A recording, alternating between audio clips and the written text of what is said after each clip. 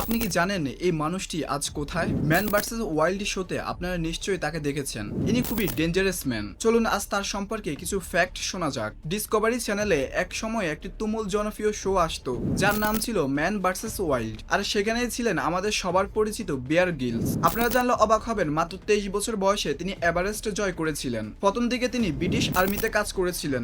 Regular sky diving করা ছিল তার রেগুলার প্রশিক্ষণের একটা অংশ। কিন্তু একদিন স্কাই ডাইভিং করার সময় ঘটে বিপত্তিকর একটি ঘটনা। তিনি প্লেন থেকে লাফ দেওয়ার পর তার আর প্যারাশুটটি খুলেনি, আর প্রায় 16,000 উপর থেকে তিনি সোজা নিচে মাটিতে এসে পড়েন। কিন্তু লাকিলি এবারের মতো তিনি বেঁচে যান, কিন্তু তার ফিটের 3টা হাড় ভেঙে যায়, আর এই সিরিয়াস ইনজুরির কারণে তাকে বাধ্য হয়ে আর্মি ছাড়তে হয়েছে। কিন্তু তিনি হার মানার পাত্র নন। এরপর শুরু হয় তার ডিসকভারি চ্যানেলে iconic show man versus wild. এই শো এতটাই পপুলার হয়েছিল যে বারাক ওবামা, বিশ্বের জনপ্রিয় সব লিডার, সেলিব্রিটি সবাই এখানে গেস্ট হিসেবে এসেছিলেন। বছরের পর এই শো টিভি স্ক্রিনে রাজত্ব করেছে। এরপর 2018 থেকে 19 সালের দিকে এই শোটি চিরতরে বন্ধ হয়ে যায়, আর আমাদের শৈশবের সেই ফেভারিট হিরো ধীরে ধীরে বয়সের চাপে বৃদ্ধ হতে থাকে। কিন্তু তার লাইফের একটা প্রিন্সিপাল রুল ছিল, নেভার গিভ আপ, অর্থাৎ কখনোই হার মানা যাবে না।